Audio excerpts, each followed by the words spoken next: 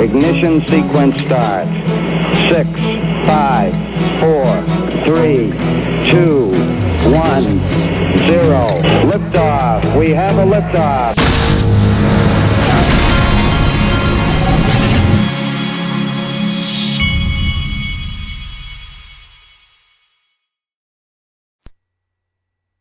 Hey everybody, this is the Digital Asset Investor, and my 8-year-old has been out of town, and so I haven't had to listen to all the whining and the fighting and all the different things for the last few days, but he is now back, and I am now having to listen to the same stuff that I normally have to listen to, the fighting.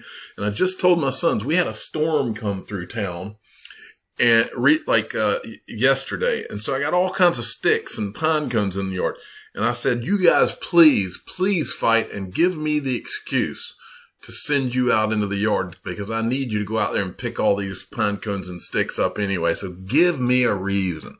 Let me hear one peep out of you. And so I'm really hoping for once that they start fighting so that I can go, so I head out to the yard. I should tell them to do it anyway. But I guess we're more soft these days with our kids. I'm not really, actually. I'm pretty hard on them when I need to be. You should be hard on your kids or they're going to grow up to be mushy balls of whatever happens instead of kids who have been guided with some direction. But anyway, enough on that. Now, the coin market cap, we've seen what I would call a healthy pullback in prices. XRP has pulled back, but it's right there at the high end of 29 cents. It's been right there around 30 cents all day pretty much.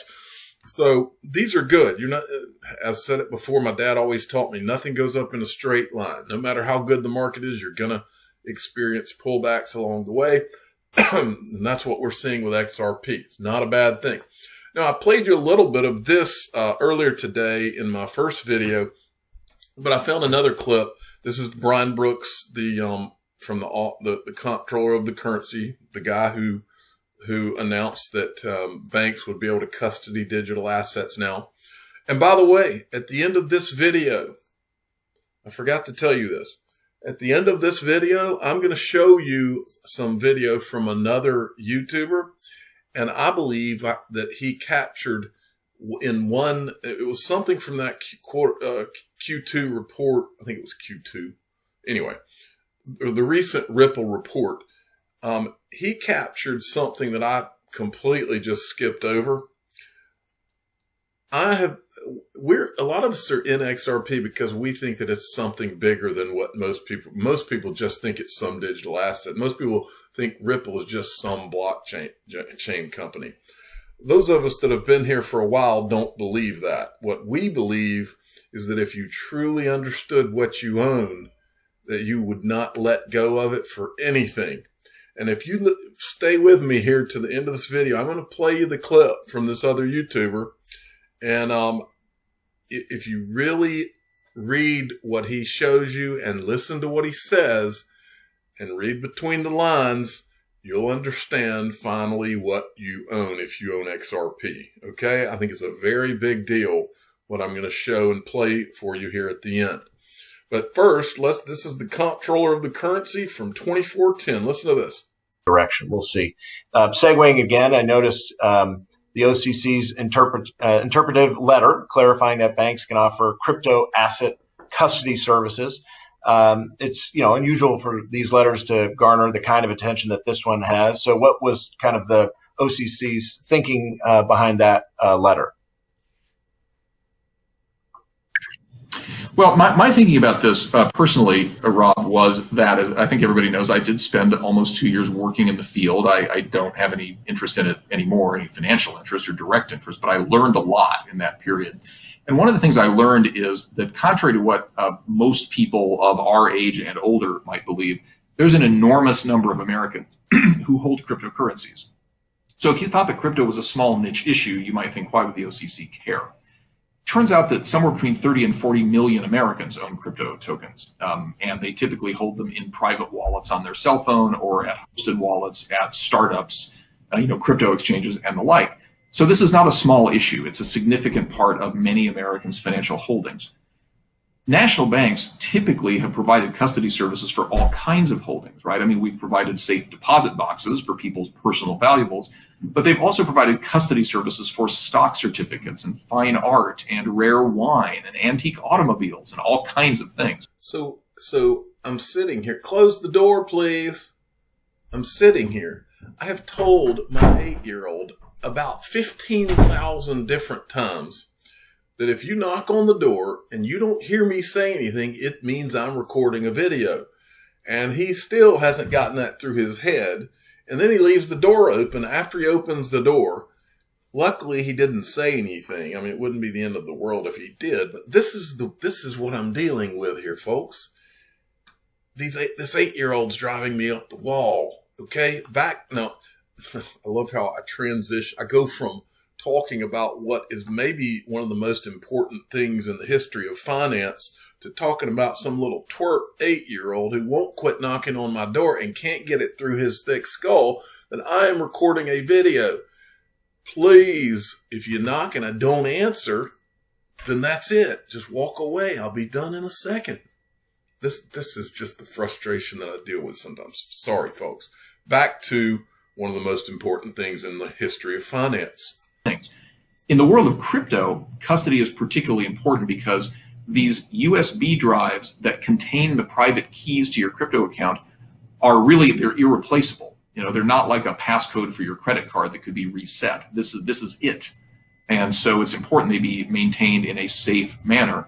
National banks have more sophisticated custody processes than any other kind of institution in our society, and we've gotten the question from a number of our banks as to whether they could custody those assets like they custody all kinds of other things. So really, it's just a recognition that tens of millions of Americans are invested in this asset. We take no position as to whether that's a good thing or a bad thing. But in the same way that the taxi cab commissioners could not keep Uber out because people wanted it, it turns out 40 million Americans want crypto, whether the rest of us do or not, and my role is to provide a safe place to store it. In other words, these banks have been knocking on his door, begging him to let them custody digital assets because, as we've known all along, it's happening. This is happening, and it's not just happening, but as I've said to you for 2 years, not only are they going to hold it, they're going to offer you every kind of financial product around digital assets that you've known your entire life in the traditional financial world. It's just the fact, Jack.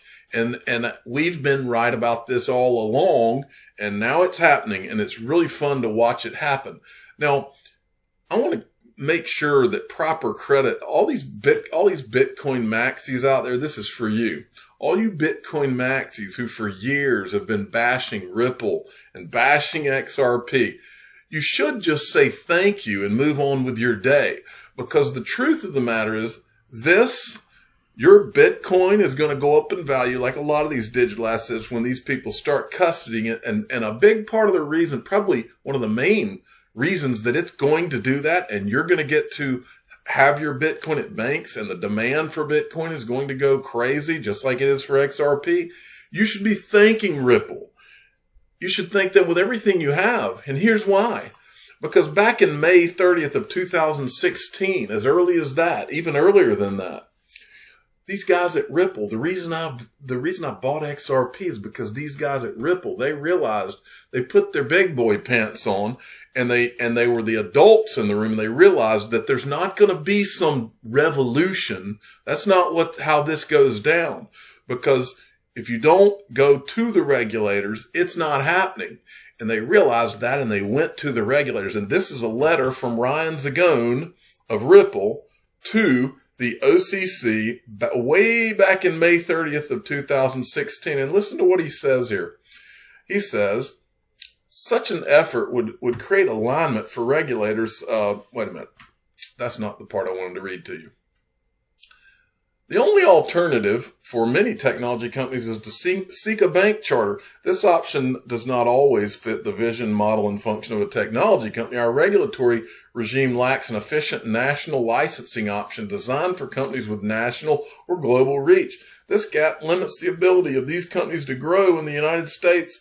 In many cases, they relocate or focus their growth on countries with more efficient licensing regimes. With this in mind, Ripple urges regulators to consider the creation of a single national license for money transmission and related activities. This would allow companies seeking to work with banks a more efficient path to licensing and oversight. So Ripple was working on this before anybody even knew what was going on. And that's not the only letter. Here's January 13th, 2017. Listen to the first paragraph. Ripple appreciates the opportunity to comment on the paper published by the Office of the Comptroller of the Currency entitled Exploring Special Purpose National Bank Charters for Fintech Companies. The OCC's paper explores the chartering process and supervisory standards for special purpose national banks in light of technological advances in financial services and evolving customer needs. That is from Ripple. And who is it from at Ripple? It is from Jessie Chang. All right. We talked about her in the past week, and this was in 2017. Who was the comptroller of the currency in 2017? Well, that was a guy named Thomas J. Curry. Thomas J. Curry is right here. He's now a partner with this law firm, but he most recently served as an expert consultant for the International Monetary Fund. Just so happens that Jess Chang, who wrote that letter to him back in 2017 when he was the comptroller, she was at Ripple, but then she went to the International Monetary Fund, and she's now at the Federal Reserve Board. You can't make this stuff up. You couldn't if you tried. Now, Barry Silbert, who runs the Digital Currency Group, which is one of the first investors in Ripple, tweeted this out today. $2.2 billion in crypto loan originations in 1 quarter. This is Genesis Trading. Today, Genesis released our Q2 digital asset market report, providing a detailed look at our record Q2 with $7.5 billion in trades and new loan originations. This is a big deal, folks. Then, James Rule, XRP, sent me this. This is an article in Forbes from today. Family offices consider digital assets. You don't say. We've been saying it for 2 years. Everybody's going to be selling digital assets and buying digital assets. In May, hedge fund pioneer Paul Tudor Jones co-authored a letter to his investors with Lorenzo Giorgiani, former deputy head of the International Monetary Fund. There's the IMF again. Articulating the need for diversification into uncorrelated assets in order to hedge potential inflation. Here's what his letter said. At the end of the day, the best profit maximizing strategy is to own the fastest horse. Just own the best performer and not get wed to an intellectual side that might leave you weeping the performance dust because you thought you were smarter than the market. If I'm forced to forecast, my bet is it will be Bitcoin, writes Paul Tudor Jones, Tudor Investment Corporation. Then we go down here. There is a new digital asset class on the rise, however, that seems to tick both boxes of investing in a stable asset and generating a higher return on investment. Speaking on the digital assets panel at the summit, Michael Gord, founder and CEO of Global Digital Assets, discussed the advantages of tokenizing real-world assets.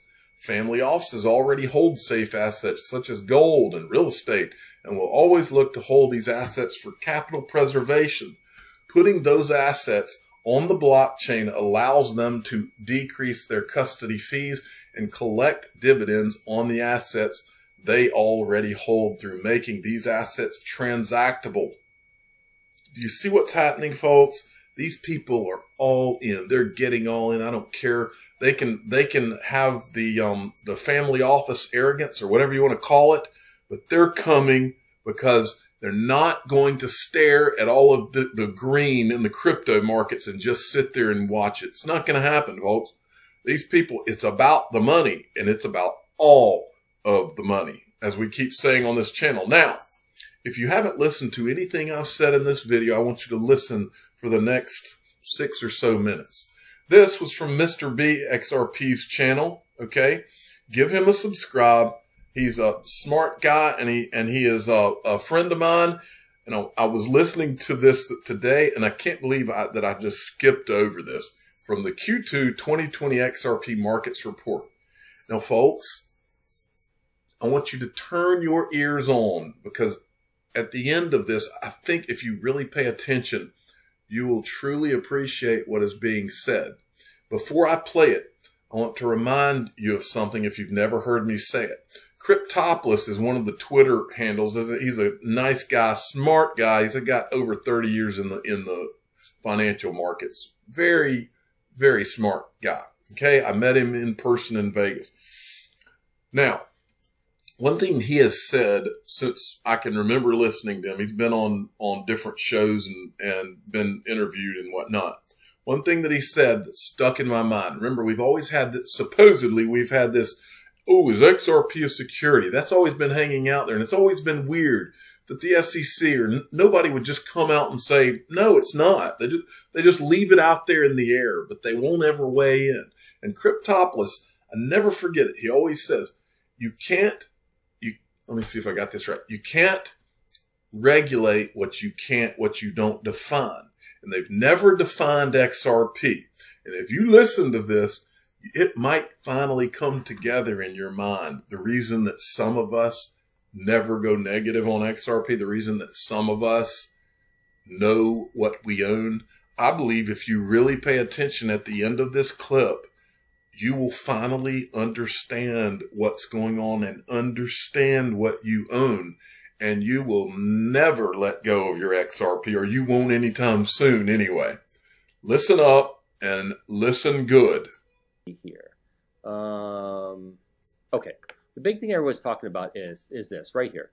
A healthy, orderly XRP market is required to minimize cost and risk for customers. Okay? And Ripple plays a responsible role in the liquidity process. As far more financial institutions leverage RippleNet's ODL service, more liquidity is added into the XRP market. That said, Ripple has been a buyer in the secondary market and may continue to undertake purchases in the future at market prices. All right, so hold on one second. I want to complain about something real quick. My 14-year-old once again is playing that stupid guitar while I'm trying to finish doing this recording. So, Mr. B, I'm sorry. Audience, I'm sorry. If you hear a guitar, you're just going to hear the important things that Mr. B is saying while you listen to a guitar that's being played in a so-so manner, because he's just learning how to play. And I'll yell at him after this video. Listen, full disclaimer, guys. I'm a real estate broker. I'm not your financial advisor, okay? I am not an expert on markets and how these things work. I'm the guy with common sense. And I think the people that listen to my channel know that I try to kind of take things, look at them from a common sense standpoint, make sense of them, and move about our day, okay? So I'm about to do that. I'm about to give you my opinion and common sense, okay? So let's go back. A healthy, orderly XRP market is required to minimize cost and risk for customers. Well, what's risk for customers? Risk for customers is if they hold XRP and the price doesn't stay stable, okay? That's what risk to customers is to me. So I'm not saying this is a bad thing. This is a good thing that I'm about to say, and I'm not saying it's right. I'm just saying it's my opinion.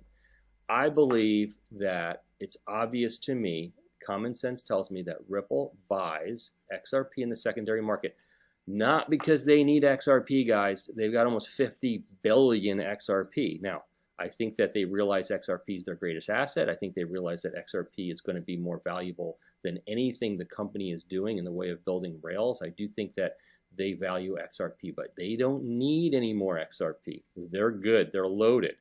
I believe that this is to control the value from fluctuating and keep that tight trading range.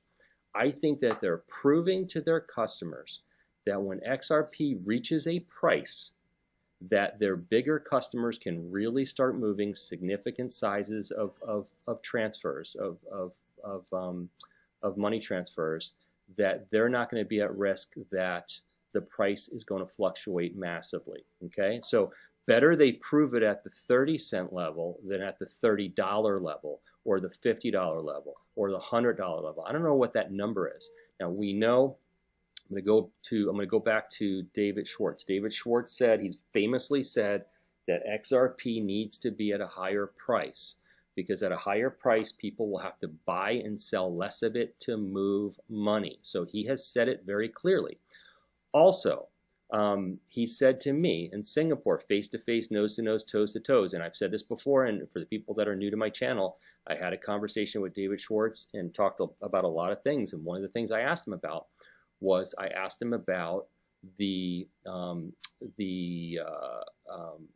the thought that the price is going to move up slow and steady over a long period of time, and that's how the price of XRP is going to rise. And I said to him, or are all of the financial institutions just going to come off the bench at the same time and get in the game? And David looked at me and he said, here's the problem, and this is nearly a quote. I'm going to do it the best I can, but I'm almost going to nail it perfectly. And by the way, it was a long trip to Singapore and I was wiped out. But he said to me, the problem with slow and steady is when investors see the price move up slow and steady, they're going to jump in and buy it up, and it won't stay slow and steady for long. Now, not an exact quote, but pretty darn close, okay? So I think this is fantastic. I think now some of you are going to say, well, wait a second, they can't, well, first of all, people have been saying that Ripple has been controlling the price of XRP for years, and they've been under attack, okay? And the truth is, in some regards, they do have an effect on the value, on controlling the fluctuation of the value by buying up XRP. Now, people will say, wait, that's got to be illegal. That's illegal. They can't do that. Well, apparently it's not. If they're buying up on the secondary market, right, to minimize cost and risk for customers, what they're doing is perfectly legal. So for those of you that think it's illegal, it's obviously not. They're doing it for good reason. And apparently it's okay. So listen, I wanted to share my opinion about this. I think it's a good thing. I think we're all, here's the beauty of it, right? Here's what I love about it, is most of us are in this game for, some people are in this for $5 XRP, some 10, some 20, some say they're holding till 50, some say they're holding to 100, whatever your number is.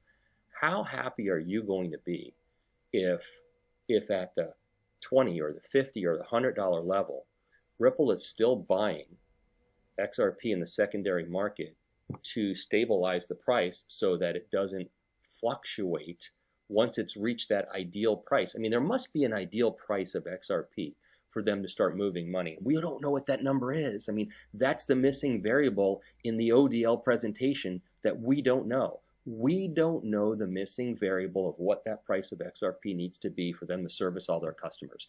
That's what we're missing. And there's a number, guys. There has to be a number. So maybe when they hit that number, maybe when XRP hits that number, it'll stabilize, and which will be fantastic, because then you won't, we might not have to worry about dumping a bunch because the price is going to tank down. All of this is my opinion. All of this is my speculation. I have no idea. I just want you to know. Okay. So at the end of that, it should be pretty clear to you what some of us out here believe is really the end game here. And I, for one, am one of the people who believe that the end game is something that far exceeds what most people realize or think. And I think, I truly believe that 99.9% of the people that are XRP holders do not truly understand what they own or how big a part of something that they are. I don't believe that most of them do. I'm the digital asset investor. I'm not an investment advisor. This is for entertainment purposes only. Please subscribe and hit the like button and tell your friends and family, or ask your friends and family, do they truly know what they own in their XRP holdings? Do they really understand what they own? Thanks for listening.